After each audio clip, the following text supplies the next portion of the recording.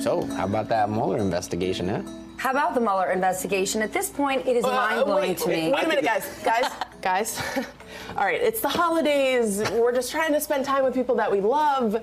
Is it a good idea to talk about politics at the dinner table? Yeah. It is. Where else are you supposed to talk about them? Because the whole idea is I respect and love everyone at the dinner table. I should be in a safe environment to talk about anything and not be in a scenario where as soon as I say something, you're going to launch at me and say, well, then you must be a racist and a sexist or a snowflake. How about if we can get through an entire dinner without the risk of being called a snowflake or a racist or a bigot? Everywhere I go these days, people are talking politics. Why can't the dinner table be the one place where we can talk about other things and I can feel safe and I can feel warm and I don't have to argue? The reason you can't avoid it is because it's so serious. It's critical at this point. But Savannah, do you avoid it? Like I would like to avoid it because in a family conversation, you never know. You've got that aunt, that uncle who is going to derail the conversation, and it feels like politics can be the fastest way to do so, and it makes the dinner table not a safe space anymore. Kind of ugly, right? I don't know. I think this is where you learn how to talk about politics. This is the beginning. This is the first step. So when you're growing up and you're hearing the different adults discussing and arguing, and you're like, that's a point, that's a point, you start to realize that there's going to be differences of opinions between adults. My problem is not kids, it's the crazy uncle who isn't learning anything. And everybody's got a crazy uncle. I'm the crazy uncle in my family. I also think with family, you feel like they're always going to love you, so sometimes you're willing to push the envelope on how mean you're going to get, because it's not somebody that you're just going to write off on Twitter or not have to, you know what I mean? Like you feel like they're always going to be in your life, so no matter how much you push the envelope, they're going to love you back. But so it might get really isn't that ugly. the right place then to ask provocative questions and say provocative things, because they will love you? So I know where you guys stand. You don't think it's a good idea to discuss politics at the dinner table, and you guys disagree. You think that it's healthy to do it at the dinner table. Could you see a scenario in which you would think it would be fruitful to engage over Christmas dinner, Hanukkah, any holiday? Yes. And that is that so many of the ways in which we express our opinions to each other these days are done in the absence of context, often on social media.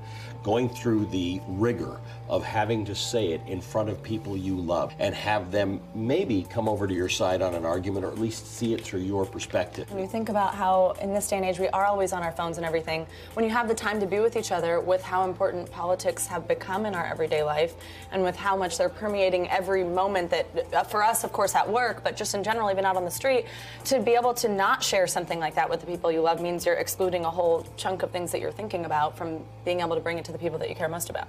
Or the other side, to take your side of the argument, I'm a mom of 3 little kids. I have family members and friends that are in different economic situations than I'm in. And when you think about people's political views, their station in life impacts their views.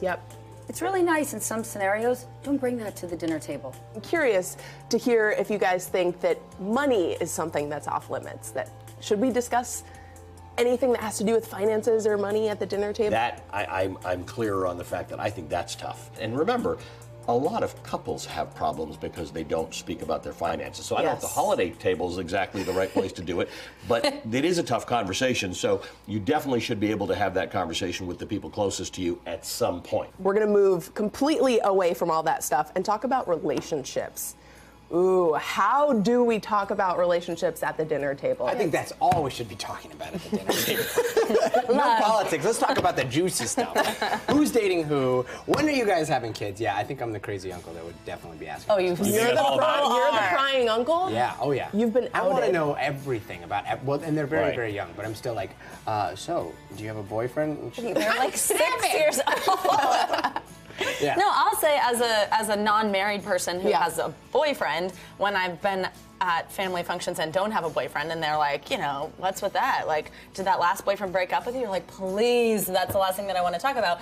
And then when you are in a relationship, like, the prying uncle does not need to know the specifics of my situation right now. You know what I mean? I'm in a relationship. I have a girlfriend that I love, and I need my family to help convince her to, like, at some point get married, you know? So it's like my realm the truth. That sounds like a personal problem, But that's Gadi. an easier topic for you, right? But there's no downside. You are handsome. You are successful. I'm sure you're dating a great girl.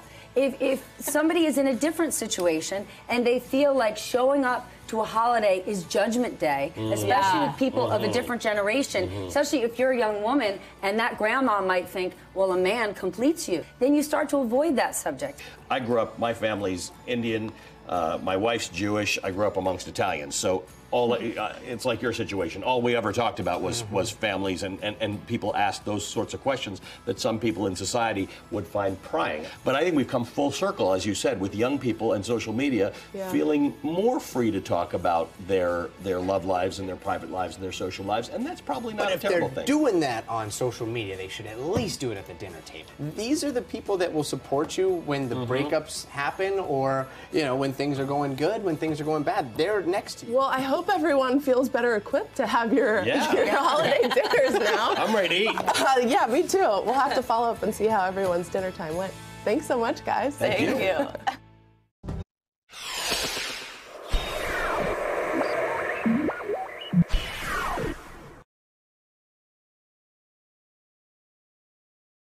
Hey, NBC News viewers, thanks for checking out our YouTube channel. Subscribe by clicking on that button down here, and click on any of the videos over here to watch the latest interviews, show highlights, and digital exclusives. Thanks for watching.